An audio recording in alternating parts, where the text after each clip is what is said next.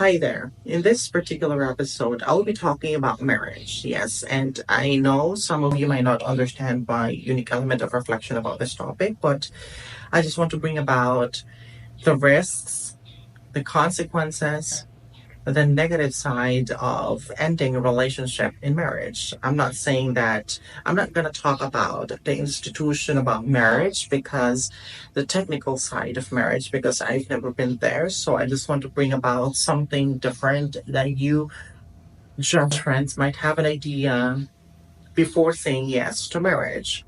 So before that, I would like to share my experiences about talking about marriage because I do have friends. Yes, I was one also became a Nino in a particular civil wedding. I've experienced that one, and I also attended my friend's wedding before we got then. So I just want to share this incident with you because I worked in a public hospital for so long, and part of my job was to check the newly admitted patients, and I need to find out what station are they in. So they were in, so I need to go there. Yes, from station one to station three to the delivery room to the recovery room. I need to find where that patient is located or was located. So the moment I took the admission book, yes, inside that emergency room, public hospital. So I read a familiar name, and I was able to find out that she's that girl. So she was my younger sister, my elementary classmate, and then during the time she was 14, and she was admitted because she's in labor. And I talked to her. I was able to talk to her and have that small conversation with her. And then she told me that her partner is also 15 years old. Imagine. So she's in labor. And then I was also able to talk about her life after, I think, how many weeks or months or something like that.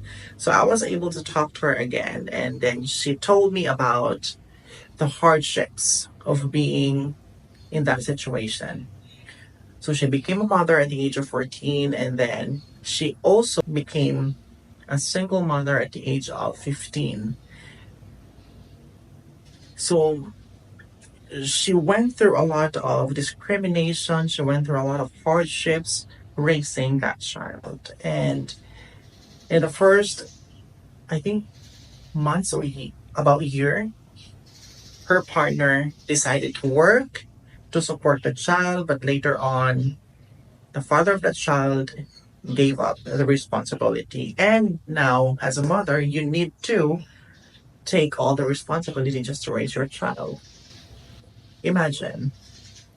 And it was just out of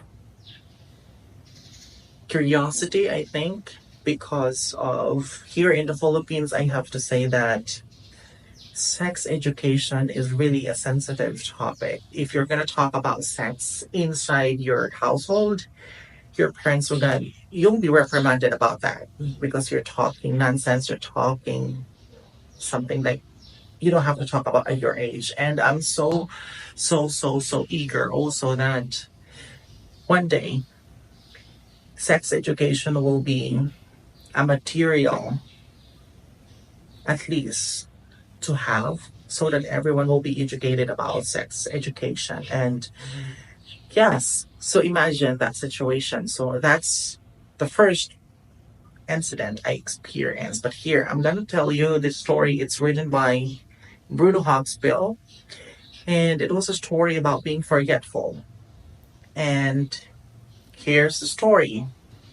So there's a man wrote a letter to Anna. So let's say it's the name of the girl is Anna. So dear Anna, I remembered I proposed to you last night, but I forgot whether you said yes or whether you said no. And then Peter, let's say the boy is Peter, that man is Peter. So Anna replied to that letter. So she wrote, quote unquote, Dear Peter, I know I've said yes to someone last night, but I forgot if it's you. So imagine, yes. So now I'm going to ask you a question.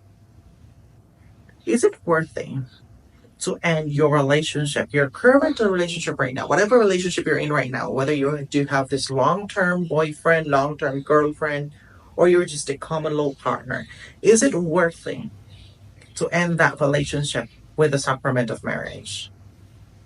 Yes. Because I'm telling you, I'm not gonna say that please do not say yes because it's your decision. Yes, at the end of the story, still it's your decision. So I'm not gonna say that. But I just want to bring about the risks of ending your relationship with the sacrament of marriage. I want you to understand. I want you to do a research about the technicalities of marriage. I want you to understand that. I want you to study and research the technical side of marriage because it doesn't have to be okay. Let's go, yeah. Let's have the summer wedding or church wedding, and then years after, okay, let's cut the relationship. Let's end the marriage right here. You're gonna do that. You know, if there's a lot of things that you need to do in order for that marriage to be, you know, to don't have an effect anymore. So I want you to understand that. So here, I want you to understand that marriage is not just an option. Yes, I don't want you to say, okay, I'm gonna say yes to marriage. Okay, your mother pressured you to marry that man because you're pregnant, you're having a child. I'm not a fan of doing that. Yes, to tell you honestly, I'm not. Probably some of you might be offended about this, but I'm not really a fan of that. If you're pregnant, yes, by accident or whether it's intentional, you're having that baby, yes, unplanned baby. I don't want you to pressure yourself or you're being pressured by your parents or somebody else in your circle that you need to marry that man because you're pregnant, you're having a baby. And please do not let your baby to at least, lumabas siya sa mundong ito na walang kinikilalang ama. I don't want you to do that because I'm not going to talk about the welfare of that child. Yes, you can be a mother. You can be a father of that child in a different way. Yes, I don't want you to say yes to marriage where you need to sacrifice your happiness. Yes, I don't want you to be with someone you're not happy with. It's trying to ask yourself if you're having that baby, an intentionally unplanned baby, and then you're not happy with the man because it was an accident. Let's say it's accident. So how are you going to live your life? Yes, together with that man you're not happy with. You need to understand that because marriage is really a long term commitment. Yes, it's gonna be a test of your loyalty and your faithfulness to your marriage. Yes, I don't want you to put yourself in prison with loneliness, regrets, and shame. Yes, you're not alone. Yes, remember this one. You're not alone. Yes.